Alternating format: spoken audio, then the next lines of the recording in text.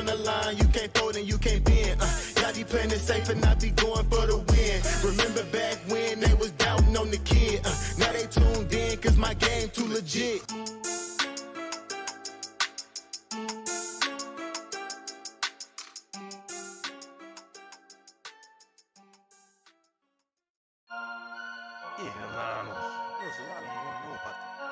Fantasy headliners. Nation. Headliner Nation. Fantasy headliners for the nation. I'm a headliner.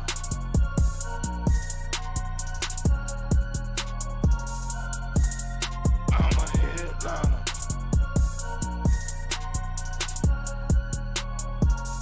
Yeah. Analytics off the chain. All the channels not the same. Jake and Kyle, you know the name. Headliner Nation, we running the game. Y'all stuck on third down. Your content's plain Jane. Headliners on top now. We gonna move and change. Podcast off the rip. Draft guide, so legit. Fantasy world, our game tight. You know we about that Chubb life. Stuck in a rut and you need some motivation. Head to the channel for this Headliner Nation. I'm a headliner.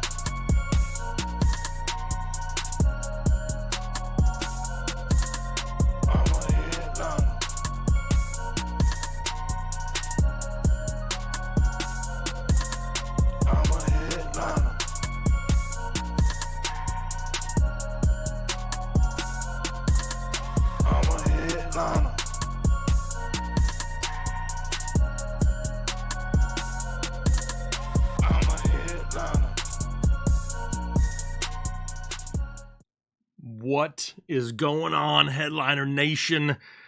Week 2, the second full weekend of NFL games are now over, and I don't know if I'm happy about it, if I'm pissed about it, if I'm excited for it. I'm a whirlwind of emotions. So what we're going to be doing every week is I'll hop on here live for an hour, hour and a half or so every Monday afternoon. We can talk about what happened was, and maybe we can talk about what may happen going forward. The waiver wire video is done. It will release after this live stream, but I'm sure a lot of people are going to have some questions. We'll cover a little bit of it, but like I said, the waiver wire show is going to drop right here after this live show. So let everybody have a few minutes to hop in here. Hopefully everyone is having a good Monday. But yeah, it's a lot of damn injuries, right? I mean, what's up with all the studs getting injured in week 2? We saw Isaiah Pacheco go down. He's going to miss an extended period of time. Cooper Kupp went down. He's going to see an extended, period of time where he's probably going to be sat out. So now we don't have Puka or Kupp. I've lost my Puka and my Kupp, and it's only week 2. So many things to talk about. We also had, Evan Ingram get hurt during warm-ups. Justin Jefferson only looks like a thigh contusion, so he should be good to go. So many things going on for sure, but hopefully you guys are having a good one. What's going on out in the chat? I want to spend the first couple minutes talking to the community here before we dive in to some of these games, because it was a lot to take in week 2. Danny, the whole team got hurt. Everybody's whole team is hurt. Amon-Ra St. Brown was banged up for a bit too, but I think he's going to be good to go. A.J. Brown, we know he's obviously not playing tonight. I wouldn't be surprised. I don't know if this is a hot take. Tell me if it's a hot take in the chat.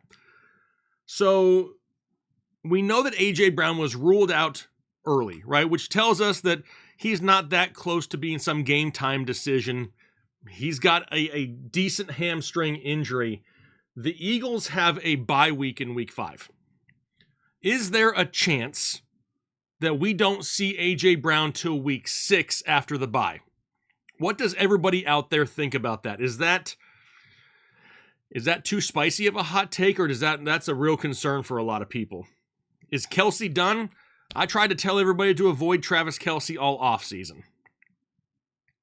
Brian Robinson needs those TDs. Same, right? Same. I do as well. Strong chance, JJ, you think that's a possibility? I mean, it kind of makes sense. What's up with Tank's production? It's another dude we said just avoid this offseason. The love for Tank Dell got out of control because of a couple games last year, and now people they wanted that same this year. But with Nico Collins being the alpha, with Stephon Diggs being there, not seeing a whole lot of Dalton Schultz, Joe Mixon getting good volume. I think we escaped a major injury there for Joe Mixon as well, which is great. He's going to have a big game. You're just never going to know when it's going to happen. Having -3 yards in a week, though, is just not it for sure. Trade Laporta. Man, the problem with trading Laporta is his value is going to be lower now than it has been since the start of the season, so you're not going to get a whole lot in return. Honestly, I would rather just pick up another tight end like a Mike Gesicki off of waivers and just stash Laporta until they start to figure out how much they can use him. I mean, 30 targets between Amon-Ra St. Brown and Jamison Williams is a huge number. Obviously, we can't expect that every single week, but they're going to need to utilize Sam Laporta more here in the future, obviously. Do you want to trade for Laporta? AP Zibby, that kind of depends what you'd have to give up, right? It depends who the owner wants in return. If the owner is just fed up and you can buy low, then yeah, I would probably do that for sure. For sure, downgrade all Miami wide receivers. Yeah, that's too bad to see what happened to Tua. Obviously, Tyreek Hill and Jalen Waddle take a huge hit for sure. Jonnu Smith, I think, is still somewhat interesting, even with Skylar Thompson. I know they just brought in Tyler Huntley off the Ravens practice squad. Is that like some immediate upgrade? Probably not. I was hoping for honestly, I was hoping for a full circle moment and having Ryan Tannehill go back to Miami. But that was just me. That's something that, has been floating out in the rumor mill, but not something that has too much legitimacy to it just yet. Rashad White, I mean, that was a super difficult matchup. It's why I had him ranked so low last week. And then on top of that, he was dealing with a groin injury as well. So I don't think that's something that we have to worry about rest of season. Michael Pittman, in an offense that's just not going to throw a whole lot. The deep ball just is not going to Michael Pittman. It's going to Adonai Mitchell. It's going to Alec Pierce. Pretty soon it may be going to Josh Downs when he returns. And with that lack of volume, Michael Pittman is just going to struggle to be a mid to low end wide receiver 2 rest of season. Yes, the Godwin call. Talked about Godwin all offseason, and now all of a sudden people are like, you know what? Chris Godwin's actually pretty good in the slot. Duh. Right? I mean, we saw it coming from a mile away for sure. Does the Pacheco injury help Travis Kelce's value? Honestly, probably not a whole lot. I mean, maybe a little bit, but when you're seeing what he's doing right now, even if he gets a slight bump, it's still nowhere near normal Kelce. Trade Jacobs for CMC at this point? Why not? Absolutely not. There's zero way I'm trading away a starting running back that's getting 30-plus touches a game for a running back that we don't even know for sure when he's coming back. Any luck my Dolphins pick up Brady? Man, obviously his name is always going to get floated around out there, but Brady's got it cush, right? Like, he's just chilling right now in the booth, not having to worry about anything. I mean, I don't know why he would. I don't really know why he would want to do that. So I don't think so. Carson Steele, he's somebody that's going to be very high on my waiver wire show today, even though it's not like it's an absolute given by any means. Let's see, who else are we talking about? A best pick for tonight's game? Talking about individual players, Mason? I haven't even looked at the prop bets for tonight. I need to hop on Underdog here in a little bit and see what we can come up with. I missed a huge one last night because I thought CJ Stroud, I had him for over 1.5 passing touchdowns, and the one that I thought was going to hit just barely missed. Why are we mentioning Bobby Trees? Bobby Tree, who's talking about Bobby Trees out there? Marvin Harrison Jr. How many times did you go on social media last week and see people posting about how Marvin Harrison's going to be a bust? He can't separate. He's just not a part of the game plan. I haven't heard from any of those people. Like, where are they all at? I don't get it. Carson Steele or Quentin Johnston rest of season. Right now, it's harder to find running backs than it is wide receivers, so give me Carson Steele. Tua doesn't want to retire, for sure. I mean, I have a different thought process on that. I know if it was me, I probably would. But you have to remember, too, and I know money isn't everything when it comes to health. 100% I understand that. But if he's forced to medically retire, dude gets paid. If dude just chooses to retire, dude loses over $100 million. So I know that is not the end-all be-all, and I am the last person, if you actually know me, that says that money is going to be that important when it comes to health, but that's a decision, and that's probably why it's a big decision. JJ Russo, that's going to be somebody we talked about in the waiver wire show today for sure. 100%. He does need to learn to slide. That I understand.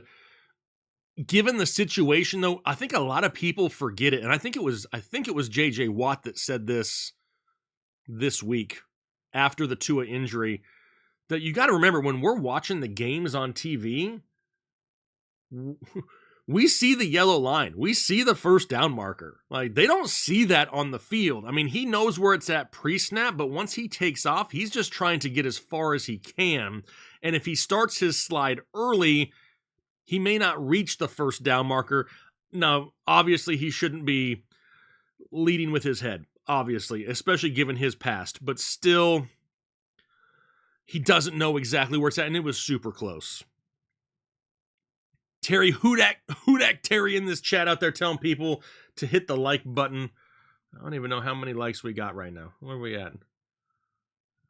88 likes? The hell is going on out there? People need to hit the damn like button. Is Jamar still a must start? It seems like the lower I put him in my rankings, people get more and more pissed off, and then he plays, and then they're not pissed off. Jamar Chase is not happy. And now that he came out and said, we're not negotiating in season, you're starting to see him lose his cool during the game. Burrow's having to pull him away. He's smacking Burrow's hand away. I mean, honestly, right now, this is stupid to say, but I feel almost safer starting Mike Gesicki in that offense right now. Almost 100 likes. Get it up, y'all. Heard that before. So do not drop Worthy for Shakir, bro. Don't do it. Do not drop Worthy for Shakir. I mean, I guess it depends what you need and whoever that is, whoever Willie is talking to. Because if you need somebody you can immediately start, it's Shakir. Long-term stash is still Worthy. It's just Worthy is going to be totally boom or bust each and every week. Chase to the Steelers? No, I don't think so. It's Nico season. I mean, Nico looks like a man possessed out there, for sure. Are you selling Kupp and Shaheed if you have a buyer lined up? It depends, Roberto, what you're getting in return. But, I mean, I would not be opposed to it if you can get something of value. What you need to do is make sure it happens before they come out and say how long Kupp is going to be out for. I mean, that's somewhat of a risk, but you may be able to get more. If all of a sudden they come out and say, hey, he's going to miss 4 to 6 weeks, the value is going to tank. Fantasy makes me drink. I mean, most people drink while watching football anyway.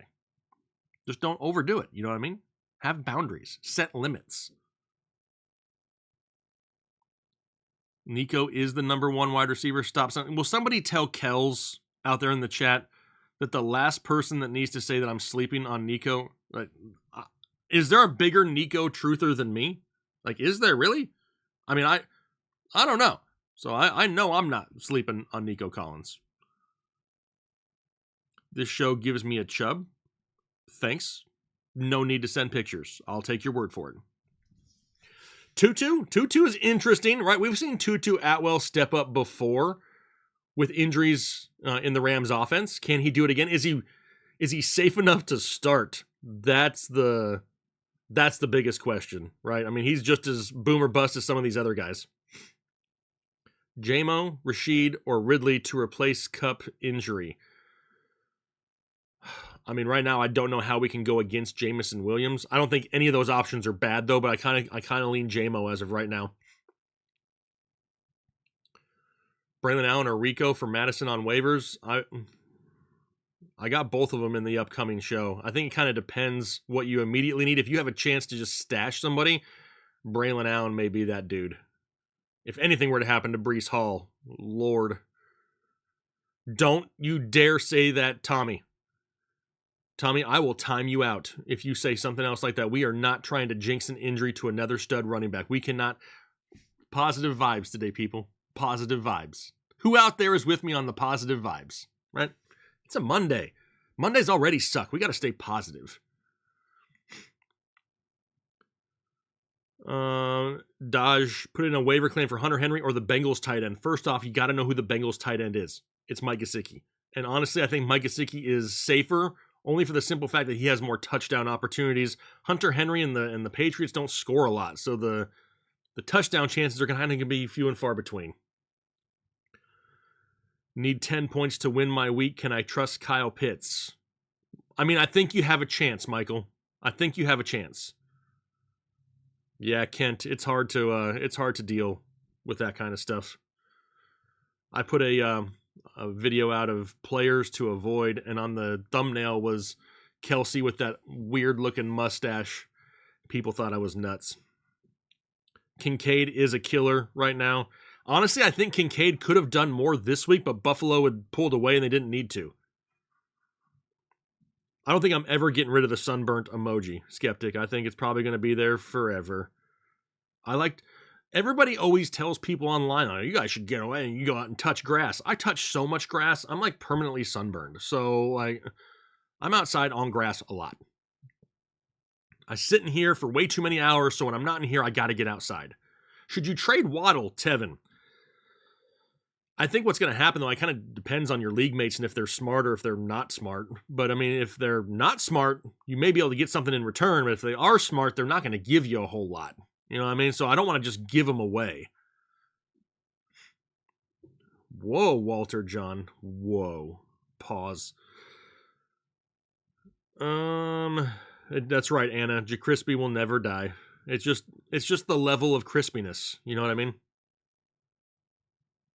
So what do you guys want to do? Do you want to just sit here and BS and just talk? Or do we want to go through each game and kind of look at box scores and talk about things? Like, what would you guys rather do? You want to just like friend talk? You want to just real talk in here? Or we want to actually go through that and see what we can come up with?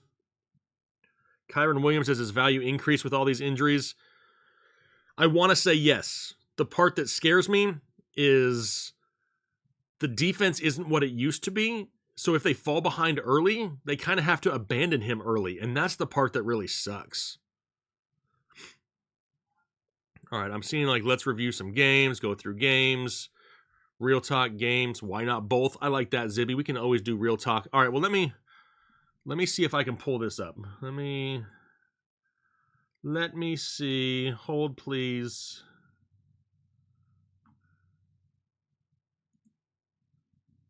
All right. You guys see that?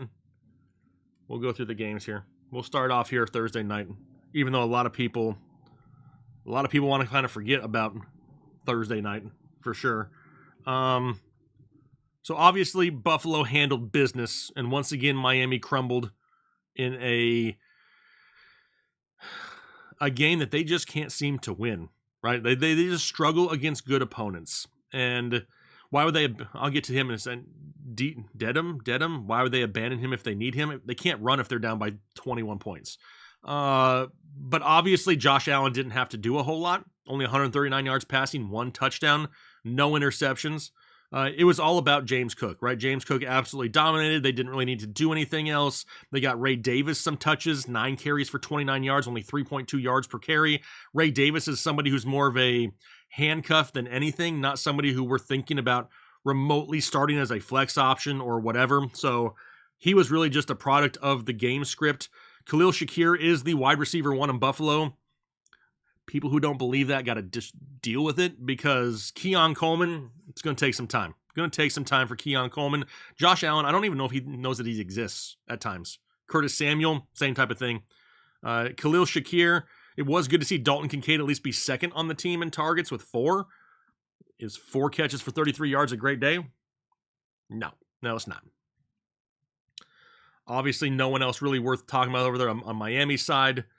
It does absolutely suck. It really blows with Tua going down. Now, obviously, Tua was not having a good game, but I will say this. The first 2, well, actually, the throw to, what is his name, DeBose? I don't even know his name. I don't even care to learn it. Like, it went right off his shoulder pad. Was it like a hair behind him? Maybe. Should he have probably caught it? Probably. Then you had Robbie Chosen Anderson turn the wrong way on a route that led to, I mean, there's just so many things where Tua gets absolutely buried for it. and it wasn't all Tua's fault. But now going forward, if it's Skylar Thompson, do not be excited about the passing game of Miami. I mean, he is somebody, he's going to be like one of those $125 type passing days. 125 yards, nothing's going to be deep down the field. The deep balls to Tyreek Hill aren't going to be there. We're going to need some short crossing routes to really turn into a big play. I know they just brought in Tyler Huntley. Tyler Huntley is better than Skylar Thompson. I will say that. However, he doesn't know the offense. He doesn't have any chemistry with the wide receivers. It's going to take him time to get up to speed. He's another quarterback that can tuck the ball and run, so that's going to limit the passing upside. I don't think that's just the answer, if you know what I mean. I think Jonnu Smith has an opportunity to be somewhat sneaky only because they manufacture touches for him. He's somebody who's going to get, carries out of the backfield. He's going to go in motion. He's going to line up in the slot. He'll be outside. He's going to be all over the place. So he may have slight value just because he could be like the check down. He could be the binky for Skylar Thompson to start off with. The running game, we know Mostert is banged up. Devon Achane, 7 catches for 69 yards to go along with 96 yards on the ground. The part that worries me here, 29 touches for Devon Achane.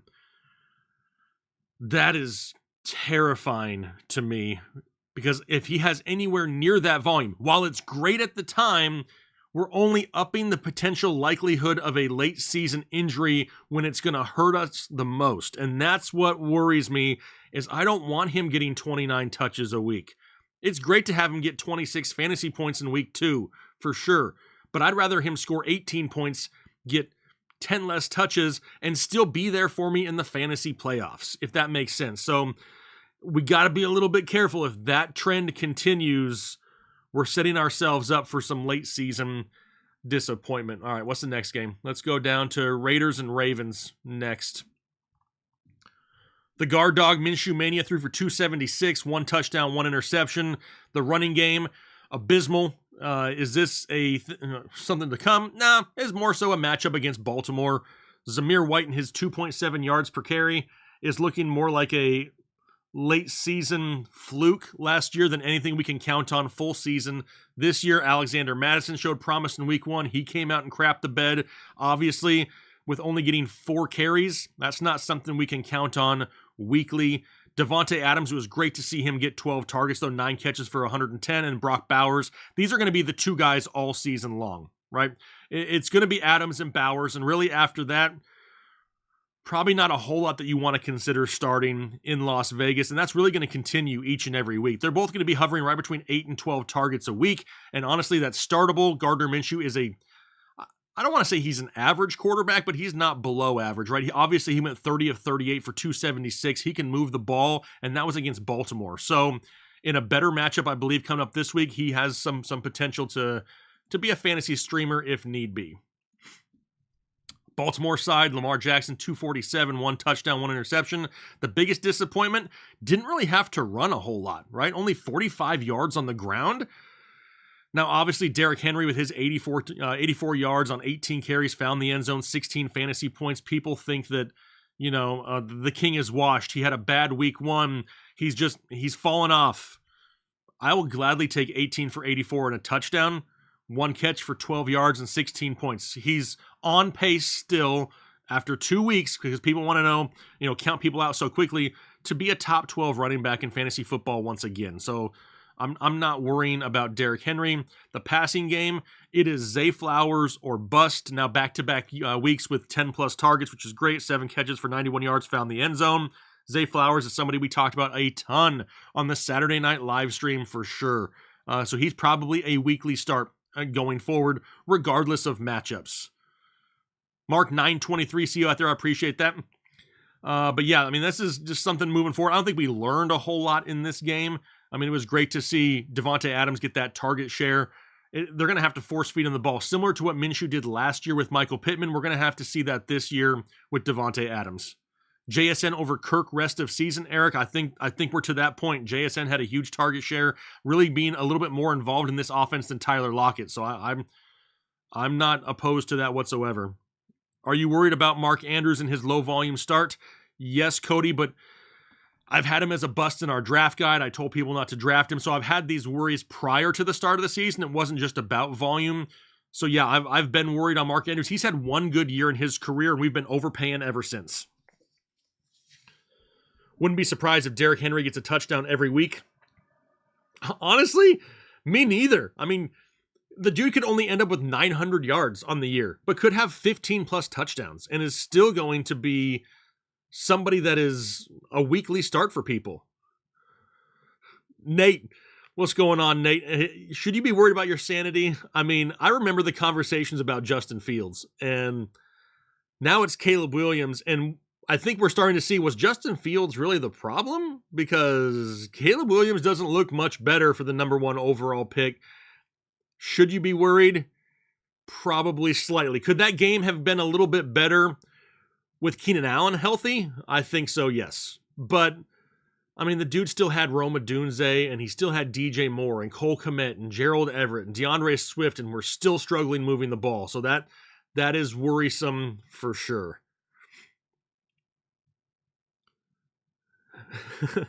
Yeah, that's true. He's been a frustrated Bears fan for a long time. Nate is probably one of my best friends in life, and I've known him since we were, like 8, 9, maybe 10? It's been a long time. And he's been a Bears fan for a long time and had to deal with it for sure. Carr or Allen in week 3, there's no way that I can sit Josh Allen, even though Derek Carr is out there playing like he wants to be an MVP in the NFL. So that's definitely something to think about, but honestly, it's so hard to sit Josh Allen. If you sit Josh Allen and he scores 28 points on your bench and Carr goes out and scores 18, which is still a decent game, but you end up losing by that difference, you will never let yourself live it down. Ever. Mark, you're in Turkey right now, Mark. Well, let me know in the chat, where is everyone at right now? And you don't give me your address. I don't want to know your address. I just want to know what state or country you're in. We got 1,100 people watching. I'm just curious where everyone's at. All right, while you guys are typing in where you're at, let's go to the next game. Saints and Cowboys. Just talked about Derek Carr. The Saints. Actually, wait, we got a Germany in here too? Bora Bora? Holy Lord. The Bronx, I see you out there. North Dakota, Mexico. We are in numerous different countries. Canada out there in the house. South Africa? Bill. I didn't even know people were watching out in South. Iceland? Okay, people all over. Either you guys are lying to me or y'all all over the place. Berlin. Tucson. Been to Tucson many a times. Sheboygan. Really big in Sheboygan. I wonder if people are going to get that reference. Billy, you're in North Carolina? Hey, so am I. Worldwide, baby. That's right. All right, everybody's telling where we're at. Now let's take a look. The space station. Come on, Idaho. Is New Orleans really good? Because leading up to the season, I wouldn't think anybody thought that they had like no chance in the division. I think that everybody believed they had a chance. But are they really good? Because they've now scored 44 plus points in back-to-back ball games, haven't allowed an opponent to score over 20, basically left Dallas in check. Derek Carr, 243, 2 touchdowns, 1 interception, only had to throw the ball 16 times. Alvin Kamara was the story in this show. Absolute freak, doing what Kamara does. Who won a fantasy championship off of Alvin Kamara a couple years ago in that last week of the season? I'm sure there's somebody out there that did. Tommy says, I'm 0-2. I'm trying to three-peat. What do I do with Kelsey? Tommy, why did you draft him? I try to shop him if I can, but you can't just give him away at this point. So if you're not getting anything in return, you're probably going to have to hold off. All right. Purple got it. I appreciate that. But yeah, try to see what you can get. Shop him out there. If people are just going to give you peanuts for it, and I said peanuts with a T, by the way, then you just hold off. If you can actually get something in return, I'm probably going to do it. You're right. They're not giving us a reason to sleep on them anymore, right? They're putting up numbers for sure. Obviously, Kamara with his 20 carries, 115 yards, 3 touchdowns. Also added 2 receptions, 65 yards, and a touchdown. Rashid Shaheed is doing exactly what we thought he would do all season long. Not going to get a bunch of volume, but he's going to get a deep shot almost every single week. And more times than not, the dude's going to average over 20 yards of reception, which means he doesn't need a lot of volume. And now he's done it in back-to-back weeks. Can you tell that right now I'm excited? Like, Rashid Shaheed was an off-season darling of mine, and I got him on almost every one of my fantasy teams, and he is doing exactly as we had hoped for sure. Should I give Neighbors and Mason for Tyreek? No, Cody. Not right now. George, love it. Anyway, back to this game. Chris Olave, somewhat disappointing. It's great to see him at least get 6 targets, which is scary to say, but 4 for 81. The problem here is touchdowns, right? Is he going to have enough touchdown opportunities to give us the big weeks to make it worth where he was drafted? And that's where it's really going to come in, to be a little bit difficult, especially with Rashid Shaheed getting one a week, it seems like. Olave with 1 carry for 7 yards. I mean, that's not something we're going to rely upon any type of rushing upside with him. I think that he's going to end up being one of those top 18 to 24 wide receivers rest of season. But he's not going to be somebody that we want to absolute must start weekly, which sucks. How about on the other side? Do we want to look at Dallas? A lot of people, including Dallas fans, don't even want to look at Dallas. Dak Prescott threw for 293, 1 touchdown, 2 interceptions. Dak isn't really the problem, I would say. He needs some more help from his wide receivers. CeeDee Lamb, 4 catches for 90 yards, that big touchdown. But aside from that, really didn't have a whole lot of help. I love seeing Jalen Tolbert get 9 targets for 6 catches and 82 yards. He is a better option than Brandon Cook going forward. And I've said that for multiple weeks. It isn't just a 1-week reaction. But this overall offense is just... The overall Dallas Cowboys right now is really hard to figure out, right? They're so inconsistent all over the place. I understand falling behind and not running the ball with Zeke. Zeke 6 carries for 16 yards, only 2.7 yards per carry. Sucks. Rico Dowdle is more explosive, I guess you could say. And a lot of people are going to start talking about Rico Dowdle like they talked about Tony Pollard a couple years ago. I'm just waiting for it to start because it's literally the exact same comparisons as to what we saw in Dallas a couple years ago. But outside of that, no Jake Ferguson. Hopefully he can come back soon. Luke Schoonmaker, 6 targets, 6 catches, 43 yards, 7 fantasy points. Not bad, not great. Hopefully you picked up Mike Gesicki last week if you needed one, for sure. All right, next game. We got Chargers and the Panthers. The Panthers are bad. Everyone out there that said that Dave Canellis was just going to fix the Panthers needs to turn in their man card because it's bad. And I honestly feel like Bryce Young has taken a step backwards. I really do. Now, for the Chargers, we knew that J.K. Dobbins was going to run the ball again. 131 yards and a touchdown, 19.6 fantasy points. Gus Edwards also ran 18 times, only 59 yards, no touchdowns. Love seeing the volume. Really wish he would have been able to find the end zone for sure. J.K. Dobbins is going to continue to be the better back in that backfield.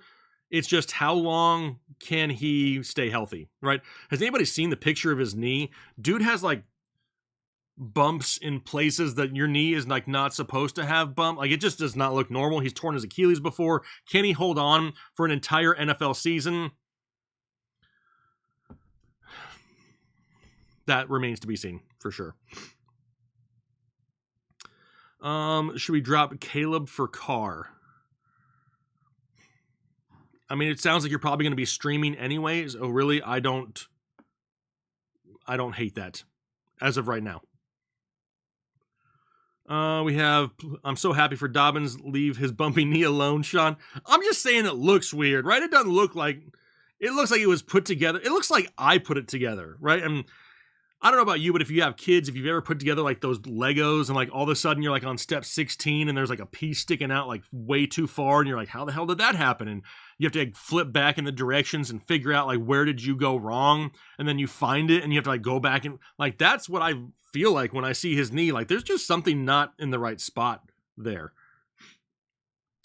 They do have a much tougher test next week for sure. It was good to see Quentin Johnston get 2 touchdowns, but honestly, we can't take away too much from this because it was against the Carolina Panthers, but sometimes all it takes is a game like that to really not only boost a player's confidence, but really give him more future potential opportunities. So that could lead to good things for Quentin Johnston. Nobody else is really doing anything in the passing game there for sure. Do we want to look at Carolina?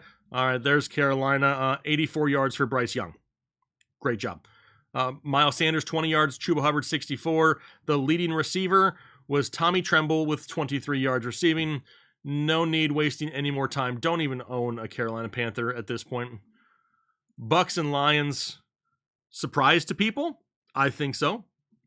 I think it is. I think a lot of people were not expecting the Bake Show to be playing as well as he is.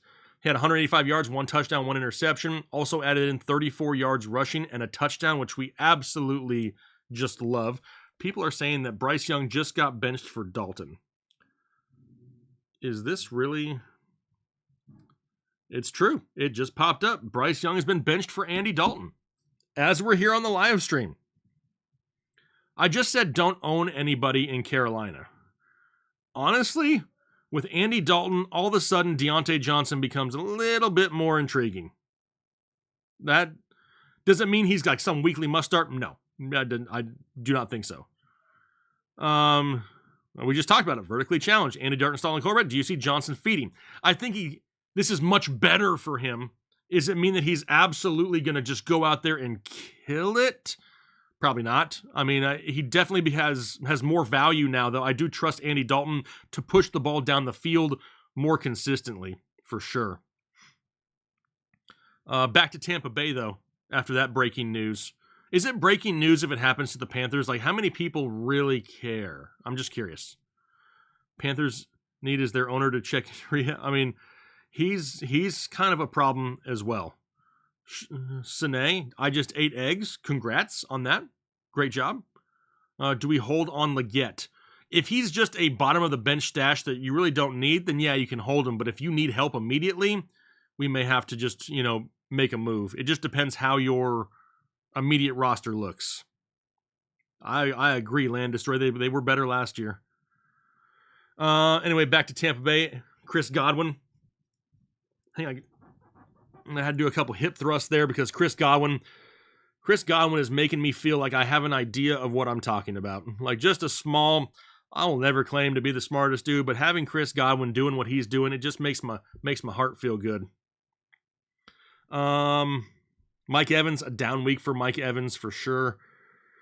Obviously, that's probably going to happen, right? When you're kind of somewhat quote unquote touchdown dependent, if you don't get the big play, things like this can happen. I'm not worried about it rest of season, obviously. Rashad White, I know he was banged up with a groin injury. Inefficient as all get out, but that has been the case since he's gotten into the league. People think because we say he's inefficient that we hate on him. No, we're just stating a statistical fact that he is very inefficient unless you can find a way to prove to me, and however many characters you have, how 10 carries for 18 yards and 1.8 yards per carry is good. If you can sell me on that, by all means, for sure, do it. Aren't I in Carolina? Yes, Brian, I am, but I am not from North Carolina. I was born in Arizona, so I'm not a Panthers fan by any means. All right, let's move on to Detroit. See here, Gibbs, 13 carries for 84 yards. Monty had a down game with only 35 yards. Also had 7 receptions for Jahmyr Gibbs, so anybody who was worried could, rest those fears. But David Montgomery also getting 4 catches for 35 yards. That is great. Luckily, DeMont found the end zone. It kind of gave him the more even day with Jahmyr Gibbs. Both of those guys are weekly starts regardless. It's just like that's... I think David Montgomery may be the safest flex play ever. Dude has scored a touchdown in like 15 of like his last 18 or 19 games. The guy finds the end zone almost weekly. Amon-Ra St. Brown with 19 targets. That's not normal. But a lot of people were worried about his usage after 1 week. Yes, he got a little bit banged up. Nothing serious that it sounds like. Hoping he's out there this week. I'm not overly concerned just yet. What else we got?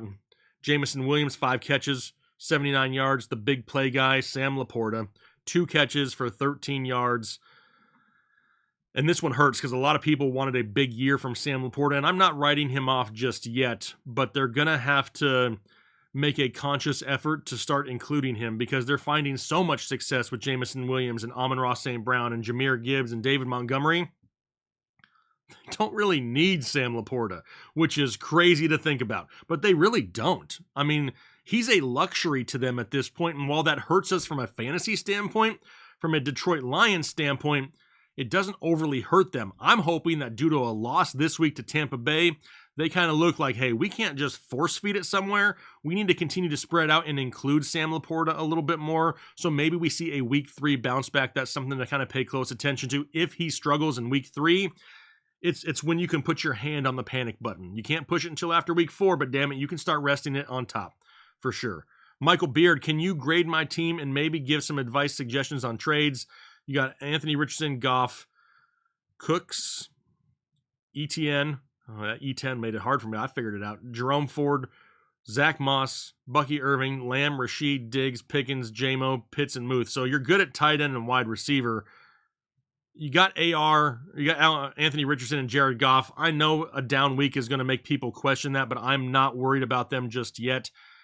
What I am worried about is your running backs for the most part. I mean, I like Travis Etienne. We know he's going to see volume, but I don't think we can really overly count on anyone else each and every week. I mean, I'm trying to figure out, let me see here.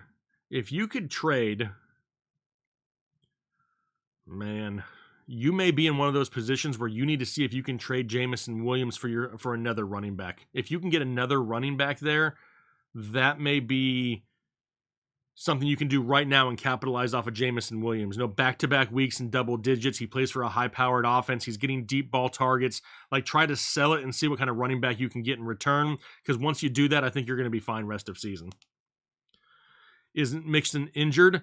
Well, he went down with a hip drop tackle, and it did not look good, but he ended up coming back into the game afterwards, which I think if it was anything other than a low ankle sprain, that they wouldn't have done that. And the fact that he went back out there means he probably will miss some practice this week, but may still play this weekend. This will be a stupid question, but are we living in a world where we are starting Baker over Mahomes? Maybe. I mean, matchup dependent, but I mean, as crazy as it sounds, it's not as crazy as it looks when it's on paper, right? Because Baker out there putting up points, we are seeing full-on Bake Show this year. Anyway, let's go back to here. What's the next game? Detroit. We're never going to get through all these. Colts. The down game for Anthony Richardson. Threw for 200 yards, which is honestly pretty good for Anthony Richardson. The problem is only 37 yards rushing and no rushing touchdowns is what's going to kill us. Honestly, if you told me, now obviously the 3 interceptions is a problem. I'm not going to ignore that. But if you were to tell me that Anthony Richardson every week would throw for 204 yards and a touchdown, I would say that he's probably a top 10 running back, or people are going to go with that one, a top 10 quarterback more times than not, right? Because he usually runs enough and has that rushing touchdown upside to give you the higher ceiling if he can throw for 204 and a touchdown. So I'm okay with the passing yardage, the 17 to 34, the 50%. That ain't great. But if Josh Downs can come back, that's going to help Anthony Richardson for sure.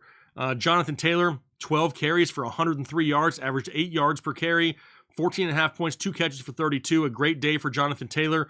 Wish that he could have found the end zone. I had him ranked super high this week. Obviously, without him finding the end zone, that's a problem. Alec Pierce, 7 targets, 5 catches, 56 and a touchdown, and people love it, but that's going to go away once Josh Downs returns. Michael Pittman, kind of just like the check down guy, right? Just the guy to try to help move the chains, not getting enough quality volume to give him a higher ceiling. Outside of that, though, no one else we're overly interested in. Green Bay, I had Josh Jacobs ranked super high this week for this reason right here. 32 attempts, 150 yards, but lost a fumble on the goal line. That's the type of... You want to know why I have a bald spot? Like, do you really want to know? It's crap like this. You rank a player high. People think your ranking is stupid because they can focus on the run game because it's Malik Willis at quarterback. And then the game happens. It goes basically how you thought it was going to go. And the dude fumbles on the goal line. son of a, right? That's just one of those things that is difficult to put up with when trying to make calls. Now, Marshawn Lloyd, he came back. Obviously, Marshawn Lloyd becomes an option. He did get injured late in the game, waiting to find out how serious that is, because Marshawn Lloyd becomes an immediate handcuff for Josh Jacobs. If he's seen that many touches a week, his likelihood of an injury also increases, so we want to make sure we have him handcuffed on our roster if you have Josh Jacobs. But 151 yards rushing. Honestly, the one thing I think that was missing this week was any type of checkdowns to Josh Jacobs, because the guy didn't even have a target. I mean, they only had 13 total, but Josh Jacobs had none. I would have expected at least minimum 2. At least 2. We saw Dontavian Wicks lead the team in targets with 4, 3 catches for 26 yards. Dobbs had the bigger receiving day with 62 yards receiving, but couldn't find the end zone. Jaden Reed, RIP Jaden Reed until Jordan Love returns. That absolutely sucks. It's great to see Dontavian Wicks find the end zone. It's not something we can count on with Malik Willis, though, and that's going to be the problem. Don't be surprised if it's just one a week, and then they're going to have to split it between a bunch of other guys. So, honestly, Josh Jacobs is the only place we're going as of right now for Green Bay. San Francisco, not too many people thought that Sam Darnold was going to beat his former team in San Francisco, but you know what? Sam Darnold beat his former team in San Francisco. And actually, not in San Francisco, but just his former team of San Francisco. 319 yards, though, for Purdy. I'll take it. 1 touchdown, 1 interception, and 1 fumble loss. Dude has to start protecting the football. Jordan Mason, 20 touches on the ground, 100 yards, average 5 yards per carry, found the end zone. Dude is a weekly must start with Christian McCaffrey out. He has to be, at least as a flex option at worst. Deebo Samuel, negative 10 yards rushing, not ideal the last time that I checked. George Kittle, I think I had ranked as my tight end 2 last week. He finishes the overall tight end 1, I believe, as of right now. 7 catches for 76 yards. He found a touchdown. Jordan Mason only had 4 yards receiving. Deebo, 8 catches, 110 yards. 10 targets is great to see, though, for him. Brandon Ayuk, still not 100% back. I think we're another week or 2 away from what we're used to from Brandon Ayuk before we can start looking at him as a weekly option in San Francisco. For Minnesota, obviously we had Sam Darnold go 268, 2 touchdowns, 1 interception. On the ground, not a whole lot. Aaron Jones, 9 carries for 32. Ty Chandler had 10 for 82 and looked way better overall. Does this mean that Aaron Jones loses his job? No, it means that he fumbled a touchdown again, and that is a problem. Justin Jefferson, kind of had a scare with Justin Jefferson leaving the ball game. Dude had that huge 97-yard reception, 133 yards total, and a touchdown. But Jalen Nailor, had anyone known out there who Jalen Nailor was that is not a Vikings fan? Because we put out a post to members only late last week and said, listen, Jalen Nailor is one of those late week lottery stashes that you need to put on your bench.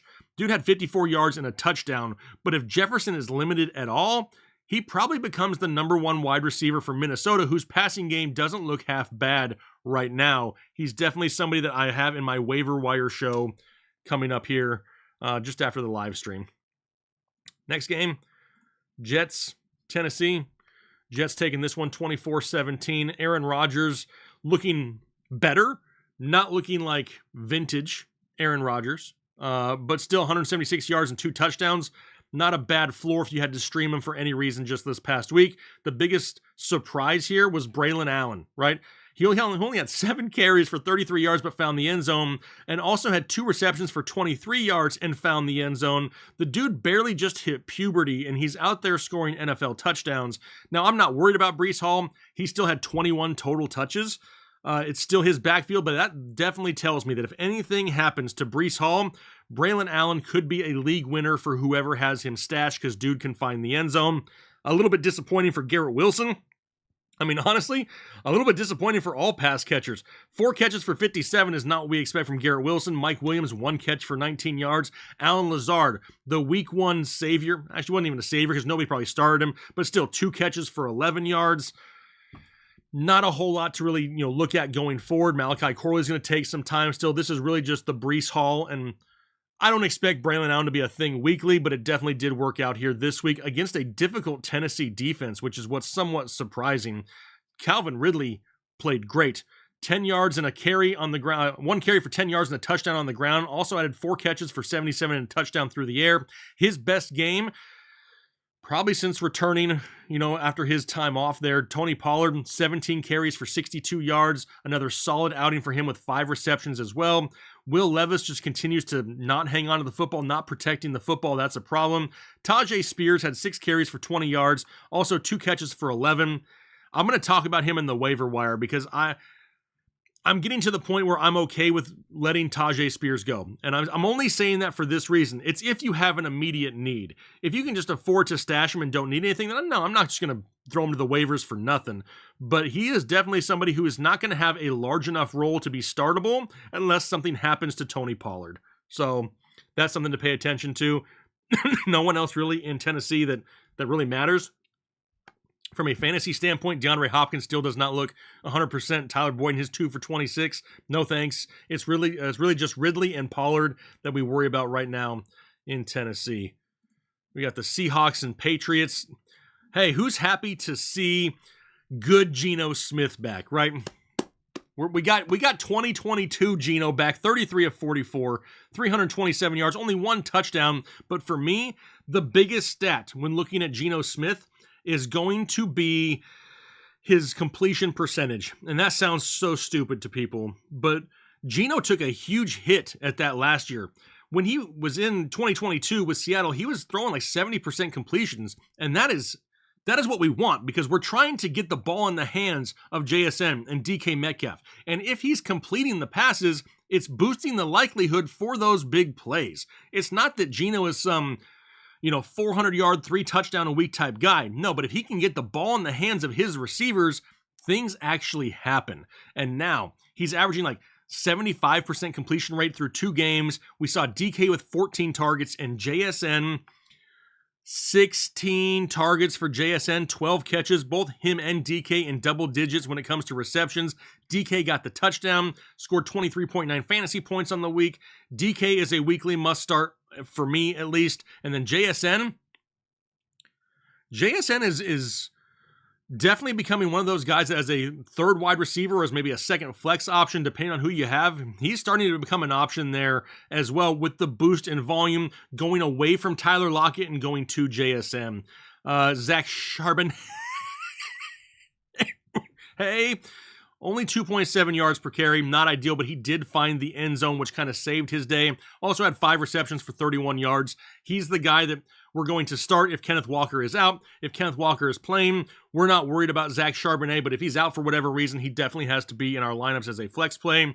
Daniel Torres has just upgraded his membership to excessive Chubb. He has so much Chubb in his hand, he has no idea what to do with it right this second. For New England, Jacoby Brissett, 149 and a touchdown. Ramondre Stevenson, 21 carries for 81 yards, 2 catches for 9 yards. The bigger story here, Antonio Gibson, 11 carries for 96. Now, he's not taking away the job from Ramondre Stevenson. That is not going to happen. However, this team in New England is starved for another playmaker. And Antonio Gibson is that guy. Now, I think after an outing like this, he's going to earn more touches weekly. Is he going to be a guy that we can start next week? No, he is not.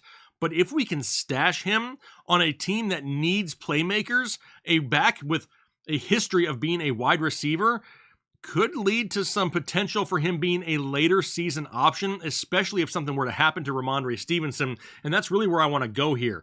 The volume that Stevenson has seen over the first 2 weeks of the season should immediately tell you that they want a quote-unquote bell cow type role running back. Stevenson had 23 touches again, over 20 touches, elite when it comes to fantasy football.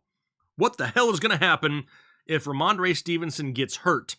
All that volume, they're not going to just stop running the ball and just throwing it. They don't have that type of offense. They're going to have to run, and that's going to be Antonio Gibson. He could be a late season stash that helps people win championships if anything were to happen to Ramondre Stevenson.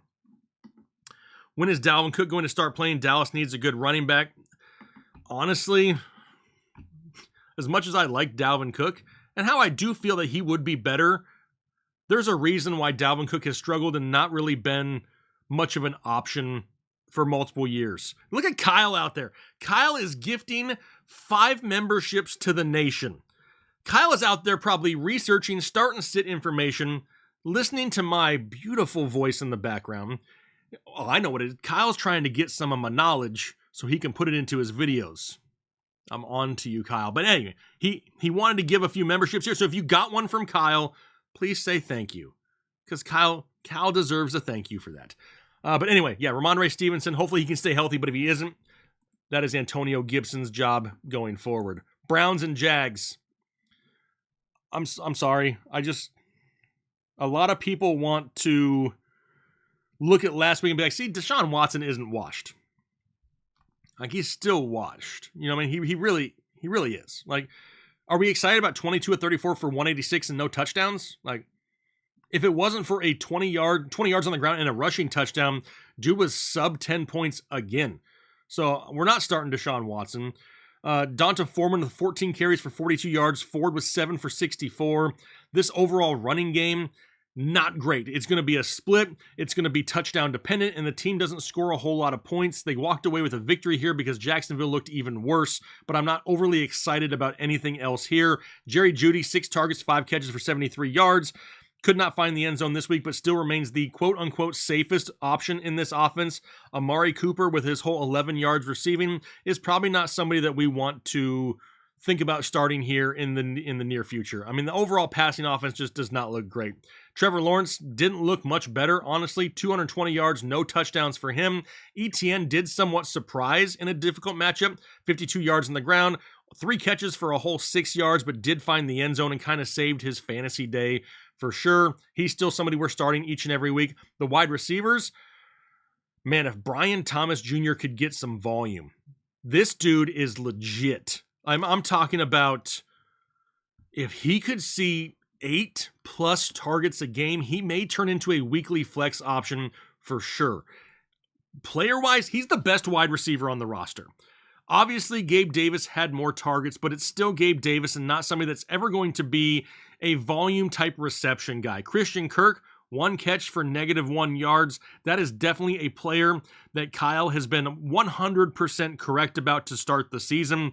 Christian Kirk has just not been a part of the overall offense. Now, I also said last week that I would trade for Christian Kirk, and I said that not because I want to trade for him and to start him, but you can basically get him for free because people are over it at this point. So if you can stash him on the bottom of your bench, he could turn into a piece down the stretch that has definite value. He's a former top 12 overall fantasy wide receiver. It's not like he's some unproven guy. If he gets volume, he's going to produce. He's just struggling getting volume right now. If that changes, you could get him for free in a trade. Just know that you can't start him right away for sure. All right, next game. Making some movements here. We're going to the Giants and Commandos now. Daniel Jones with his best game of the season. 178 yards, 2 touchdowns, no interceptions, no fumbles. That's a shocker. But also added 32 yards on the ground, 18 fantasy points on the week. Daniel Jones had a decent game. But he also played Washington, who's one of the worst defenses in football. So that is an absolute problem. We can't expect this every single week from Daniel Jones. So I don't want to get overly excited about it. Same with Devin Singletary, 16 carries for 95 yards and a touchdown. It's going against Washington. Like, it's really similar to teams who play against Carolina. I love the production, but I can't count on it weekly because a lot of it had to do with the matchups. Malik Neighbors, though, 18 in targets, 10 receptions for $127 and a touchdown. I was worried. When I ranked him higher this week just due to the matchup alone. I thought for sure that Daniel Jones was going to stick it to me. 10 receptions for $127 from Malik Neighbors. I love to see that. Another thing, though, not going to happen each and every week, but I love to see that type of involvement and dedication to him there weekly. As for Washington, Jaden Daniels had himself a down week. 226 yards through the air. That's an improvement. No touchdowns. And then on the ground, only 44 yards rushing. That was a huge decline from week 1. Didn't find the end zone at all. That was a big disappointment, but Brian Robinson Jr., was I wrong? I don't remember saying anything negative about B-Rob. I just don't know if I said enough positive. Does that make sense? Because I thought Austin Eckler was just going to be more of a thing, and Eckler is still involved. I mean, Eckler's scoring 10 plus points a week. But B-Rob, 17 carries for $133. Didn't really do anything in the passing game. 14 points this week.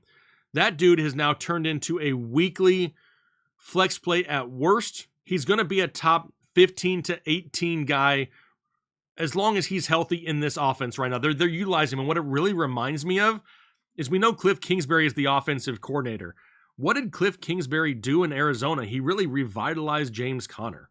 I kind of feel like even though B-Rob didn't need to be revitalized, he's kind of unlocked him a little bit, right? So that's definitely something to pay attention to. The passing game, though, still abysmal. It was great to see Terry get 8 targets. 6 catches for 22 yards is absolutely dog water. Not good whatsoever. And honestly, it's not good all over the place. They're spreading the ball around enough to where we really can't rely on anybody. Yeah, sure, Noah Brown had 56 yards. Can't count on that weekly, and even if we could, it's only 7 fantasy points, so we're not getting overly excited about it.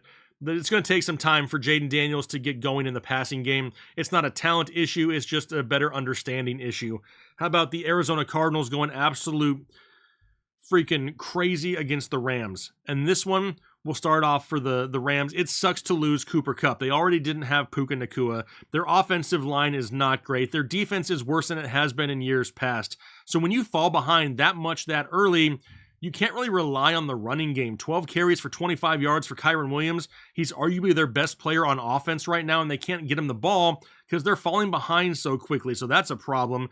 It's going to be hard to find the end zone, too, in the passing game. Right now, we're going to be reliant on Tutu Atwell and Demarcus Robinson for the most part. Tyler Johnson, not so much. Colby Parkinson, only 1 catch for 12 yards. You have to think that he's got to be involved more going forward. But we've seen Tutu Atwell produce when needed before for the Rams. So maybe he's a guy we look at alongside Demarcus Robinson. I know he's a lot more highly owned in fantasy football. If he's still out there, though, he should be a priority add here this week. And then for Arizona, James Conner doing James Conner things, 122 yards and a touchdown. But the big story is Kyler Murray and Marvin Harrison Jr. together is great. Now, I found it very amusing in the post-game interview there with Marvin Harrison Jr. that he said, man, Kyler only had 4 incompletions on the day, and all 4 of them were to me. That's what bothers me. That's after having a 4 reception and 130-yard and 2 touchdown game for Marvin Harrison Jr., but we're starting to see them click a little bit more, and even though Kyler isn't forcing him the football, they're finding him a way down the field to get it, which is absolutely beautiful to see. What else do we have here? Let's move on to the next game. Bengals Chiefs. Joe Burrow don't look great, but he don't look horrible either, right? I mean, 2 touchdowns this game was a bonus. Both of them going to Yoshi. Yoshi is still somebody that he's not even in my waiver wire video. I'm going to be completely honest, because he's not looked at enough other than right around the end zone, which isn't bad. But at some point, Mike Gesicki or Jamar Chase, Zach Moss on some carries, they're going to find the end zone other ways, and we can't rely on 2 touchdowns a week.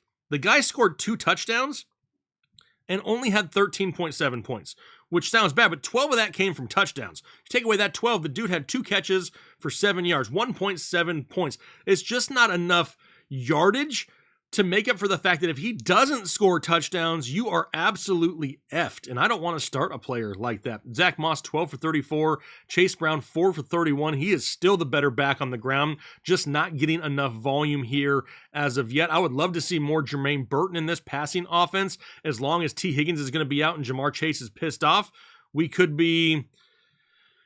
see some more Jermaine Burton, but they're just not overly utilizing him. Only 1 catch for 47 yards. It was a great catch there for him, for sure.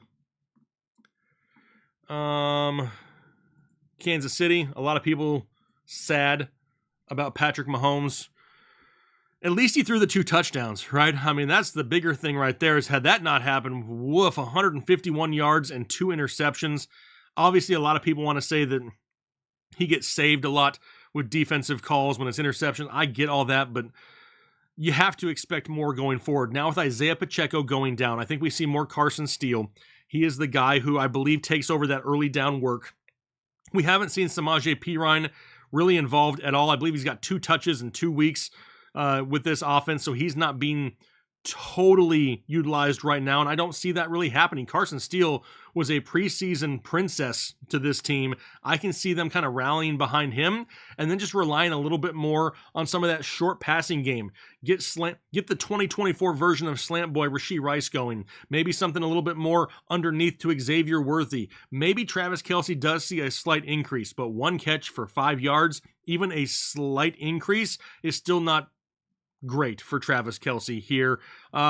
Obviously, the one I feel the safest about has got to be Rashee Rice. I mean, he is by far the most consistent producer. I know a lot of people want to fall in love with Xavier Worthy, but like we said, after 1 week, you cannot rely on a 30-yard rushing touchdown and a broken defensive play in one game to all of a sudden forecast what the rest of the season is going to be for a player like Xavier Worthy, for sure.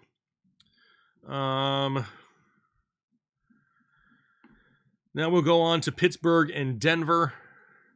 Pittsburgh, Justin Fields didn't look bad. He didn't look great. Didn't turn the ball over, which is really good. Had 1 touchdown through the air. Only 117 yards passing, added 27 yards on the ground. Not a whole lot. Najee was disappointing, 17 for 69. Couldn't find a way to get in the end zone as well. We started to see a little bit more Jaylen Warren. 11 touches this week, so he's starting to get ramped back up for sure. But the passing game, aside from George Pickens, and even though Pickens only had 2 for 29, I mean, it's a difficult matchup going up against Denver. He was pretty much blanketed by Patrick Surtain. Had a crazy catch that was called back by penalties. The dude does it almost every single week, but when it comes to the passing game, we have a low ceiling tight end in Pat Freiermuth, and then the high upside of Pickens, more of a boomer bust play weekly. And then for Denver, I don't think anybody out there is starting Bo Nix in fantasy football. Javonte Williams, 11 carries for 17 yards. 1.5 yards per carry is not great, but it's not like Jaleel McLaughlin did much better. And then the receiving game had Josh Reynolds really boosted up by a big play here for 93 yards. After that, 26 yards for Cortland Sutton, 16 yards for Greg Dulcich. There's just not a whole lot to really get excited about in this pass-catching offense that you can really rely upon weekly.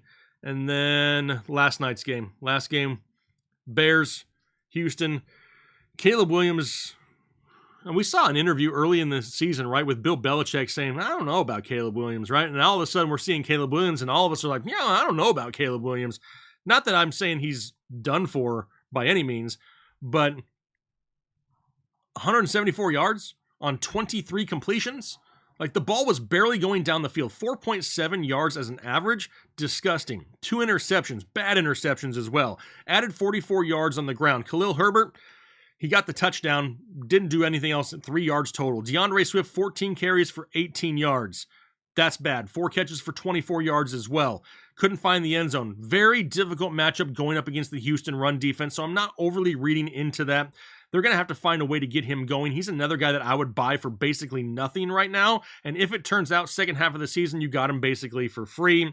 DJ Moore had 10 targets, which is great. 6 receptions, 53 yards. Can't find the end zone once again. We didn't really see him force the ball anywhere else. Roma Dunze, only 2 catches for 33. We had Khalil Herbert, nothing really in the pass game. Cole Kmet, 4 catches for 27. Just dink and dunk things. We can't score fantasy points when we're barely going down the field. DJ Moore was starting to look very frustrated in that game, and if that's the case, you don't need emotions playing a part in production, especially when the production is down. And then for Houston, I was personally disappointed. CJ Stroud not throwing for 1 more touchdown cost me $525 last night, so that sucked. I really would have thought he could have had 2 touchdowns last night. Some may think that Tank Dell just barely missed that huge bomb. Maybe if Tank Dell was like 3 inches taller, he could have gotten it. Mixon almost suffered a major injury. Looks like he escaped that. Didn't have a good day, though, whatsoever against Chicago. Luckily, he added in 3 catches for 25 yards in the receiving game just to give him a little bit of something because he did nothing on the ground. Not really worried about that backfield unless he were to miss time, but doesn't sound like it. Nico Collins is the alpha. Nico Collins is the one. Nico Collins is the man in Houston, and the dude is getting better. He took a huge step forward last year.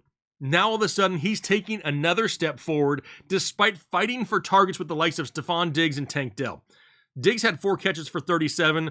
Honestly, he's probably not going to be somebody we can count on for Nico Collins type numbers, but I do think that he has more opportunities for touchdowns as the season goes on. Nico's a little bit more big play dependent on the touchdowns, but he can make the big plays happen. So that is definitely a good thing for sure. But 8 catches for 135, and honestly, they probably could have forced him the ball more if they really wanted to, because they could not stop him whatsoever. Kaimi Fairbairn, 20 points for a kicker. Damn. All right, that's all the games here. But, I mean, what the heck? What a crazy week for fantasy football, right? Who do you replace Pacheco with? I mean, honestly, I don't think we're going to replace him with anybody that's going to have a similar type production. I mean, I would love to see Carson Steele get a chance. I would love to see him just get an opportunity, because I do think that he could provide a similar role of what Pacheco had.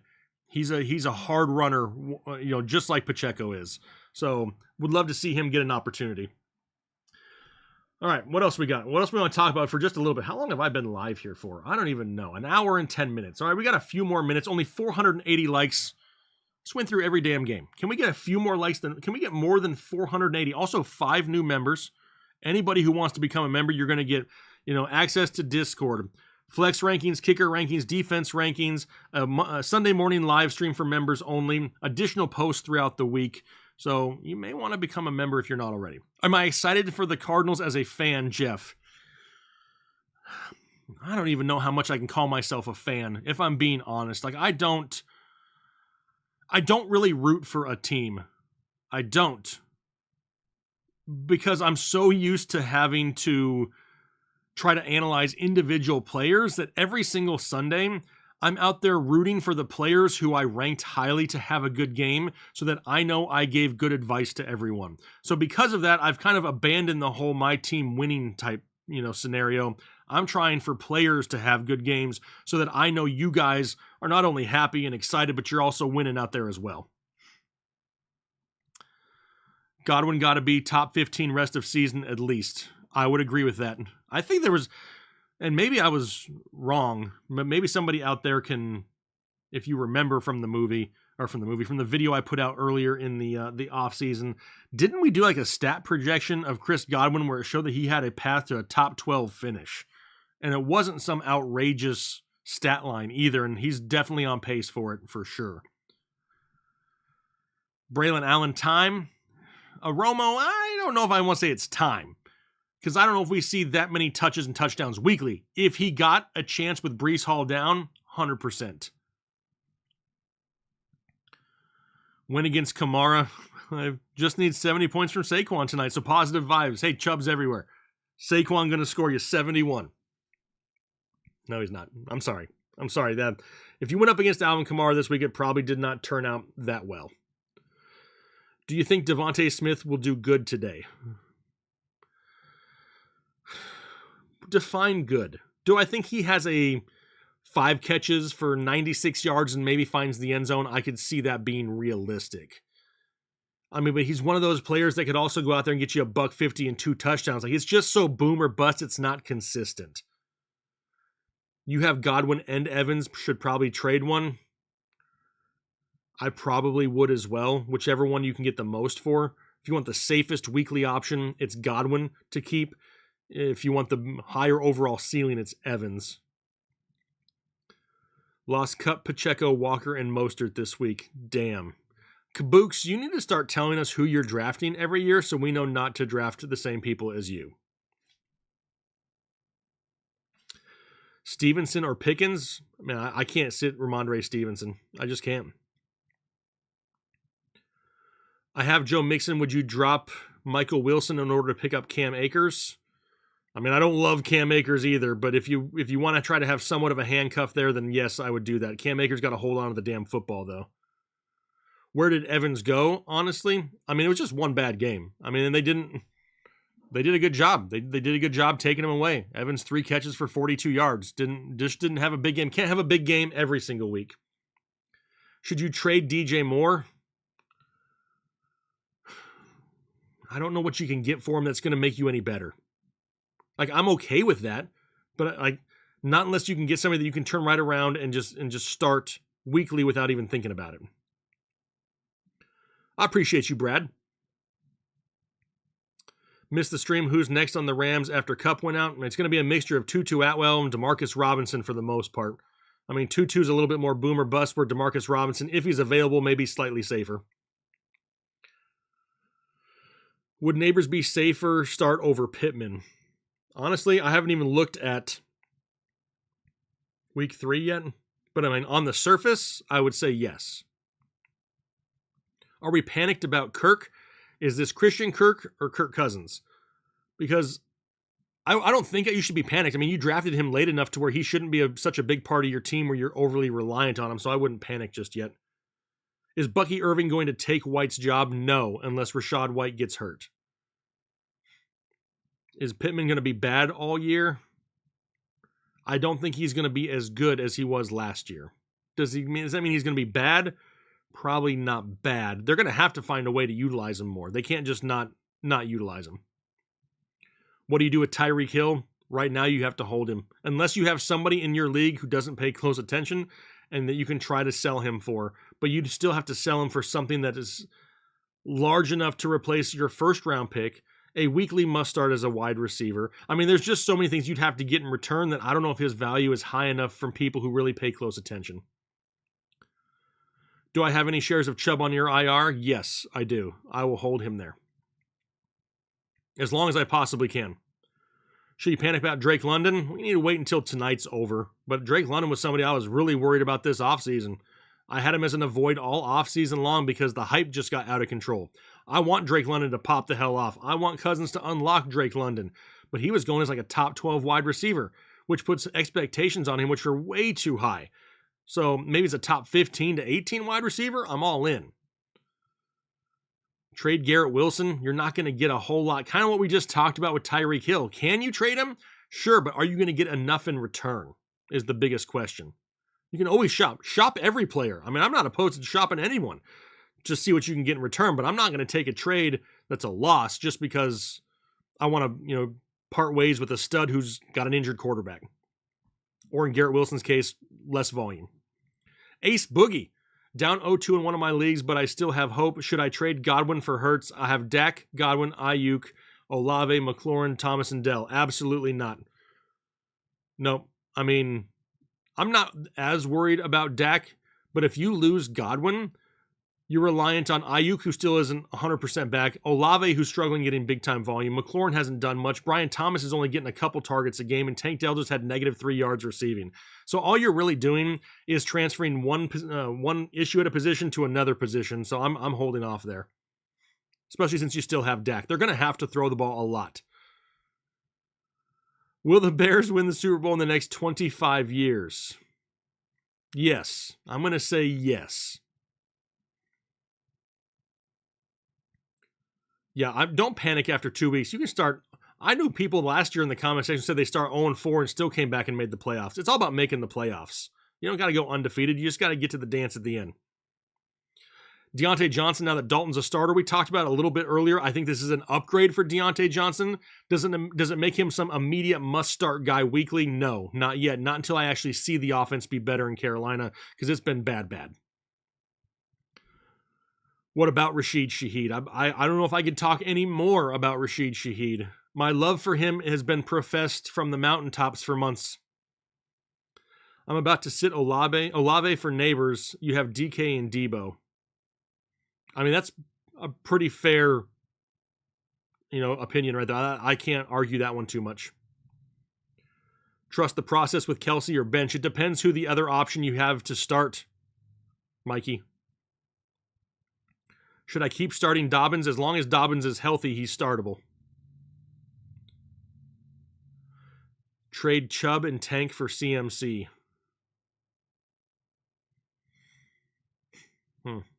So what, you want to trade Chubb, who's probably on your IR, and Tank, you get CMC, you put him on your IR, and then you pick somebody up off of waivers, right? Honestly, it depends who's available out there to pick up Austin. I don't think I'm just going to give away Tank Dell, because really it's for nothing, because CMC isn't usable right now and may not be for a while.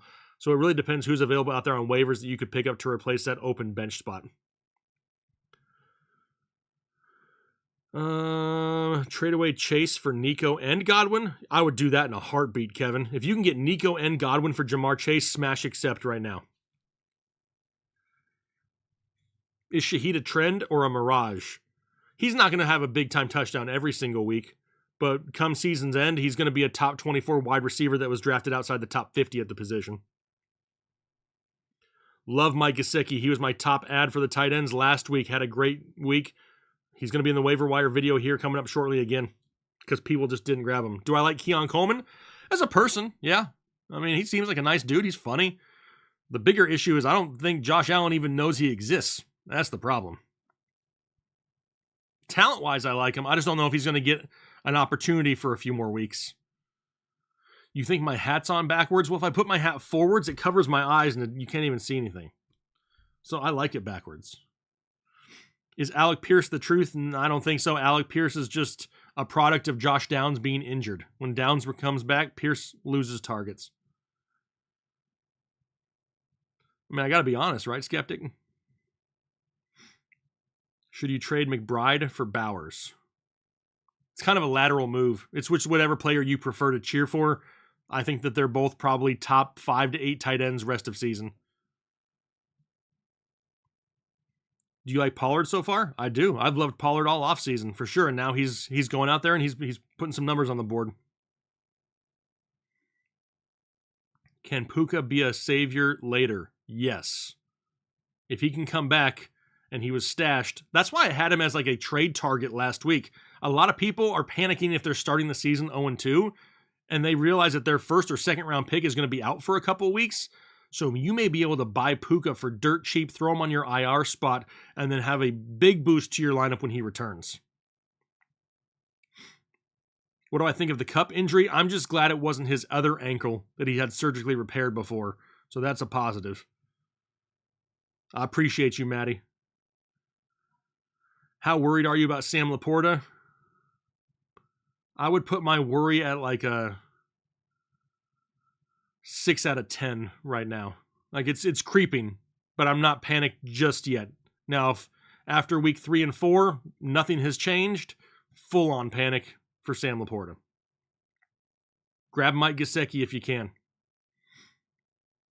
D out there telling people to hit the like button. 612 likes and climbing. 1,250 people currently hanging out with me on a Monday afternoon. Should Carr be a backup? For who? Like on your team in real life? I don't know what you mean. What do you think about Kenneth Walker's injury? Man, and this is my thing with Kenneth Walker. When he's on the field, he's great. But every year he gets banged up, and because of that, he ends up missing just enough time to be a top 18 running back. And when you rank him as a top 18 running back and people see what he can do and his talent, they think it's too low, but come season's end, it's where he sits every single year because he just gets banged up too much. Is he going to miss more time? It wouldn't surprise me, right? But sell high on Kamara. Do not sell high on Kamara. He may be the steal of the draft so far for where he was drafted.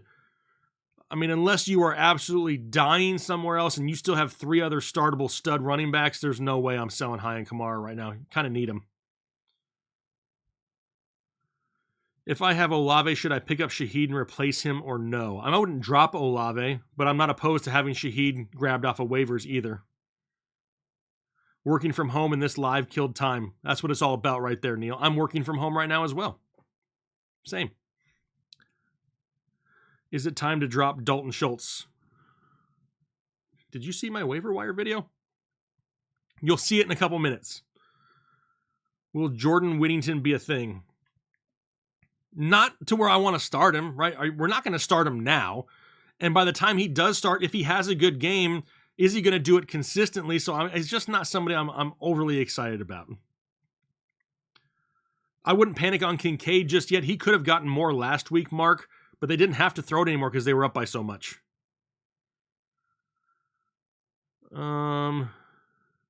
Nate, working from work and killing time. Love that.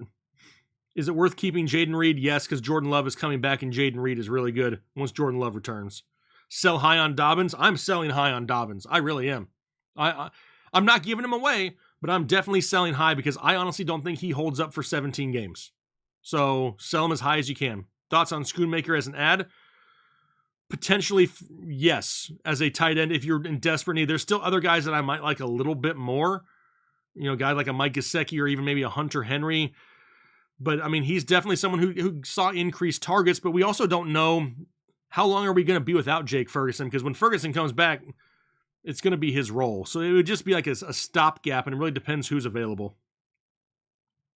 Would you sell Mixon? No, not after last night's game. It was a down game, and there's talk of the ankle injury, so I wouldn't do it just yet. Right? Dobbins has burned you so many times, Land Destroy. How many times can you let it happen? Sell high on Ridley. I'm not opposed to selling high on Ridley if you can get something in return. You have to think DeAndre Hopkins gets healthier as the season goes on. Sell high on Terry McLaurin or Kirk. You're not selling high on either one of them because they're both super low right now. Who's the guy with Dalton starting out? Still has to be Deontay Johnson. Sell high for Mason or hold on. If you have Christian McCaffrey, I'm keeping him. If you don't have Christian McCaffrey, I'm going to the Christian McCaffrey owner and trying to pillage their roster is what I'm trying to do. Is Thielen viable? I feel like Thielen could be the safety blanket underneath and may not be a bad ad, but not somebody that I want to rely upon. I would not pick up Adam Thielen and start him until we saw something out of that offense. Nate, appreciate you. Stay safe out there. Sell high on Connor? No, I'm keeping James Conner. I mean, he's another one of those guys that if he can stay healthy, he's putting up numbers, and he does struggle staying healthy, but James Conner is, and this is a crazy stat, he's up there with Christian McCaffrey in terms of production when on the field. So, I mean, the guy scores 15 plus fantasy points every time he's on the field. We can't get rid of him here just yet, especially with this offense starting to click. Who should I flex? Keenan Allen, Scary Terry, or Brian Thomas Jr.? I haven't even dove into week 3 yet. Week 2 doesn't end until tonight at like midnight. So I don't know for sure for next week here just yet. All right, we got 15 more minutes. 15 more minutes. Sell Rachaad White. No, I'm still holding Rachaad White. Achane for Kamara. Intriguing. Very intriguing. If this is a full PPR, I kind of think about doing it. If it's anything else, I'm holding on to Achane and just hoping that the ride continues. Brad, pick up Pirine or Steele. Personally, I'm picking up Steele in that situation. Does Wan'Dale Robinson have trade value? No. He's attached to Daniel Jones. The only one that has any value there is Malik Neighbors. Gibbs for Achane or JT? No, I'm holding on to Jahmyr Gibbs. He's too utilized in a top offense. Sell CMC, depending on what you can get for him. GDF, 12-team PPR, 1 quarterback, 2 flex. Hurts, Purdy, JT Gibbs, Pollard, Chase Brown, Lamb, Puka, Higgins, McConkey, Hopkins. You got all the injured wide receivers. Yoshi, Bowers, and Muth, 1-1 record. Any tips? Man. Puka being out, Higgins being out, Hopkins being less than 100%, that really hurts. Honestly, if it's me, I'm dropping Pat Freiermuth. And because it's only a 1 quarterback league, I'm probably dropping Brock Purdy as well. And I'm grabbing 2 other wide receivers off your waiver wire in hopes that one of them has some type of value. Tua D's nuts. Becoming a member of the 3rd month says, would you drop Hopkins and Chase Brown in another league for Carson Steele in both leagues? If you need you know what? For Hopkins, I consider it. For Chase Brown, though, probably not. If Carson Steele was for sure going to go out there and get 15 plus touches a week, it's just kind of a like, what do they end up doing type thing. You know what I mean? So I keep Chase Brown as of right now because I think once he gets an opportunity in that offense, the dude's going to explode. But Hopkins not being 100% in an offense that isn't great throwing the ball anyway, especially with Calvin Ridley, that may be something I consider. Can't sell Mostert. You're not going to get hardly anything for him while he's injured. Trade Dobbins for Neighbors. Ryan, what other wide receivers do you currently have right now? Like, what would Neighbors do to your team? Fantasy is so cooked this year. No, this is fantasy every single year. This is how it's supposed to be. If it was predictable, it would be boring, right? It's all the unpredictability that makes fantasy what it is. It makes it fun. If everybody knew all the rankings every week and what was going to happen and everything happened, as it was supposed to, it would get boring to talk about. What's the outlook on Kupp? I mean, considering it's Cooper Kupp is the biggest issue.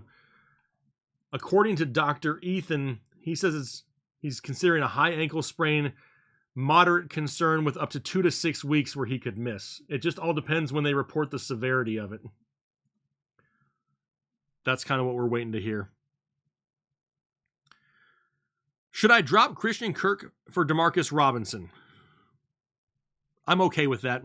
I don't hate that. Now, if you're just going to pick up Demarcus Robinson to stash him on your bench and not use him, then maybe I just hold Christian Kirk. But if this is something where, there's a chance you may need to have another startable wide receiver, that's when you pick him up. Holden scored 170 plus in both weeks. Love that. I have one league where I've scored 200 plus in back-to-back weeks. One team, I have over 200 points and Jalen Hurts still playing tonight. So yeah, love that team. Yeah, you're right, John. High ankle sprain is the devil. Trade Rashad White for McCaffrey.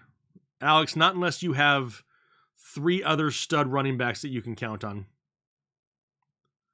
Thoughts on Dotson tonight? I would love to say he has a chance at maybe 7 targets or so, but does he really? Like, is it? I kind of look at it as like a potential trap with no A.J. Brown. So I think he has an opportunity, and I think if he gets the opportunity, he's going to earn more targets going forward, but it's really a 50-50 chance, more boom or bust. Drop Tua, got Tyreek and Baker on the bench. If you have Baker and this is only a 1 quarterback league, you can drop Tua. Pick up somebody else to stash.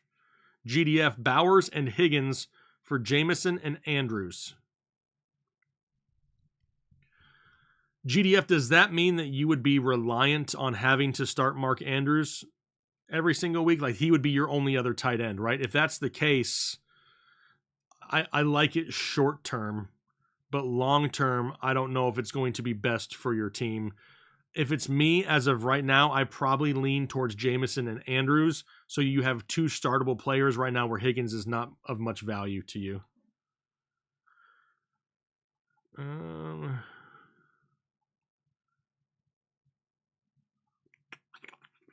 to find something here. I feel like I've been talking forever. How many points do you think Devontae is going to score this evening? Greetings from Germany. Germany in the house. I mean, obviously, I have no idea, but if I had to guess, I say Devontae Smith tonight scores 11 fantasy points. Me or Kyle in a 100-meter dash, I'm competitive as all hell, so I can never say somebody would beat me in anything. Could he beat me? Maybe. Am I going to say that he would? No, I can never say that. I'll beat everyone in everything. That's just my mentality. Beef or chicken? If both is an option, I'll take both. If both is not an option, it depends. Like if it's a steak, I'm going steak. Actually, you know what? I love hamburgers too. I'm probably going to lean towards beef, but both. Adams for Evans? No, probably not. I probably keep Adams for right now. Thoughts on Jamar? I think he's going to be disgruntled all year long, and it's going to be more of a headache than anything else. Maddie, this channel has helped me the past few years. Thank you, Maddie. Glad to have helped. It's the calves that Kyle has. My calves are bigger than Kyle's, so I just don't share them and show them to the world. When you know what you got, you don't have to show it. You know what I mean? If Kyle's listening right now, he's totally going to text me. Philly Fade. Lamb, Reek, Godwin, Caleb Stafford. Who's the super flex? Philly, if this is for week 3, I haven't gone through it just yet. But are you asking if one of those wide receivers could play super flex? I'm guessing you're starting two of them, and then the other one could be a super flex. As of right now, hold on. As of right now, I mean, right now it's super close. I probably still lean Matthew Stafford at the super flex and just hope. But I really don't want to sit Tyreek either. I think if you want to play it safer, quote unquote safer, you go with all three wide receivers. Devin Simmons gifting 5 memberships to Headliner Nation. If you got one of those, be sure to thank Devin for being such a nice person. Pittman for Ayuk. I would rather have Ayuk rest of season. Purdy or Baker. As much as I love Baker, I still think the safety of Purdy will be higher rest of season. I agree, Land Destroy. Anyway, Bichon has a legacy game tonight. Is there a way? Yeah. Am I thinking it's going to happen? I'm not. Mason for Godwin. If you are needy of wide receivers and you don't have Christian McCaffrey, I don't hate it. But if you need running back depth, I'm not getting rid of Mason. I appreciate that, positive vibes. Happiness on a Monday. Buy low on Pittman. I'm not right now. I'm just not. Jeremiah says, I want membership. Well, Jeremiah, nobody assigns the membership. YouTube automatically selects people, and they select people based off of those who are most active on our channel, whether it be live streams, videos, hitting the like button, leaving comments, stuff like that. It notices that and it gives it away that way. Nobody else has control of where they go. Timestamp. Rashad White for Zach Moss. No, give me Rashad White 100% of the time. Appreciate it, Jennifer. Drop Muth for Steele because Ferguson is coming back. I don't hate that. And if he doesn't, you can always stream another tight end if need be. Who scores a touchdown tonight, Pitts or Smith? Oh, TJ. TJ, I really want to say Kyle Pitts. But I know picking Kyle Pitts for anything positive usually backfires. But I really do. I think I'm going to go Kyle Pitts, and that's kind of somewhat scary. Baker or Burrow rest of season? I mean, right now it's leaning towards Baker. Drop Baker for Carr. Not doing that. Pitts it is. I have a feeling TJ just put a bet in. Didn't he? Let's see what else here. Any news on why JT was taken out of the game? I mean, Indianapolis's pride was probably hurt. I mean, it was just a bad overall game. I don't see any specific reason as to why or anything to really worry about. Am I good to drop Lad McConkey? It depends who you're picking up. Like, I think Lad is a decent bench stash, but not somebody that I'm like super excited to start. 80 proof. Appreciate you out there. Says CMC on IR. Mason, CMC on IR. Kyron, Marvin Harrison, London, and Terry. Who to sit? Like I said, it's still week 2. We haven't even dove into week 3 yet. But on the surface, who am I sitting? It's Terry McLaurin right now on the surface. It's Coco. Who should I make a move for with Pittman Jr.? Oh, man. You're not going to get a whole lot for him. If you can just find some... Man, let me see if I can think of a player. I mean, Pittman is just not going to get you much in return right now. If you can get yourself like a...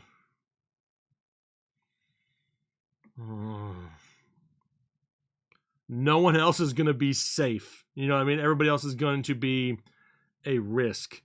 Because, like, if you think about it, you can go after Amari Cooper. Amari Cooper's been down, but do we really trust Deshaun Watson? Probably not. Stephon Diggs isn't going to see enough weekly targets to be much better.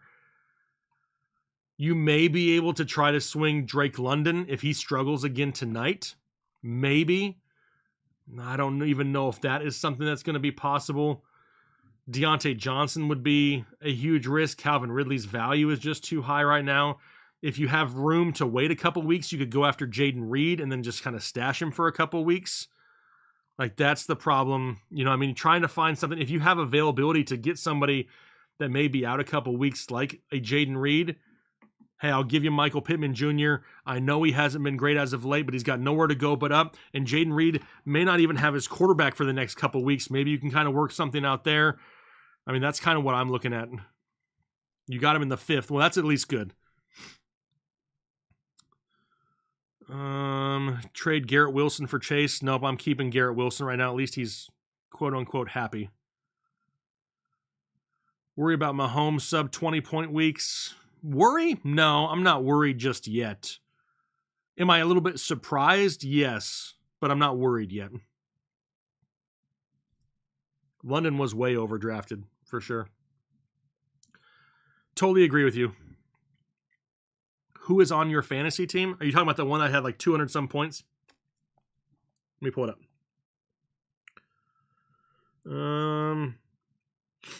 My team that is total domination is Jalen Hurts, Josh Jacobs, Alvin Kamara, Garrett Wilson, Chris Godwin, Brock Bowers, Jamison Williams, Calvin Ridley, Matthew Stafford, and then there's 2 IDP spots as well. Luke Wilson, Alex Anzalone. On the bench, I got Zach Moss, Tyler Algier, Mike Williams, Dontavian Wicks, and Jeff Wilson Jr., so the bench is somewhat trash. I got T. Higgins in my IR spot. But yeah, the starters are absolutely killing it right now. Would you drop Jared Goff? No, not unless there's a much better option. I'm not going to read too much into a week. Rex 7, Twofer, before you get tired of the Rashid questions, is he a locked flex rest of season? Can I move on from Laporta and Kincaid? What if I have Brock Bowers too? So wait, you have Laporta, Kincaid, and Brock Bowers? Dude, I'm making trades before I'm just dropping those guys, because if you drop them, you're just helping a team in your league get a potential stud tight end rest of season. I am trying to work trades out before I drop any of those ones, Rec, for sure. And then Walter John, thank you for all you do, Jake. Come on, people, smash the like button the way you would your favorite OnlyFans model. Keep banging nation. Walter John, I appreciate you. All right, it is 3 o'clock. How long have I been live for now? 1 hour and 40 minutes. Did everybody enjoy the live show? Did you guys enjoy just sitting back and talking football with your boy? Not drop. Okay, Rec, I see your thing there, not drop. If you don't have to drop them, then I'm okay with Rashid Shaheed having that higher ceiling flex play, but I'm definitely trying to trade 1, if not 2 of those tight ends. Aaron Carlson, I was sent to trade Connors for Kenneth Walker. I have Mixon, Jacobs, Connor, Ford, Eckler, and Charbonnet. Should I accept it? Well, being that you have Charbonnet, it makes it closer. But with the Mixon injury, Jordan Love being injured for right now, I'm going to take the guy who's healthy right now, and I'm just going to keep James Conner, honestly. Throw an ETN with Pittman? No, don't sell ETN. That's too big. That's too much to give up there, Coco. All right. Well, yeah, hopefully you guys enjoyed this. We'll be doing this every Monday, late afternoon, early evening-ish. But don't forget, as soon as I get off here, I'm going to go release the waiver wire video, which should be live in about 15 minutes or so. So be sure to head over there, check that out, leave some comments down below. I'd love to talk to you guys in the comment section. So definitely check that video out here in the next few minutes. But it's been great hanging out with you guys for an hour and 45 minutes or so on a Monday afternoon. Hopefully you guys don't have a horrible Monday. Hopefully it's a great Monday. Enjoy some Monday Night Football. Get some delicious snacks and some ice-cold beverages this evening. Enjoy the game, and then we'll look forward to Week 3 of fantasy football. Don't get stressed. Remember, nothing but positive vibes out there right now. But I'm going to go ahead and get out for the day. Hopefully you guys enjoy the rest of your day. And then most importantly, like I say in all of my videos, do your part to make the world a better place. There is so much negativity out there. If you can do one thing for one person, you're going to make a difference in the world. But hopefully you guys enjoy the rest of your Monday. We'll talk to you later.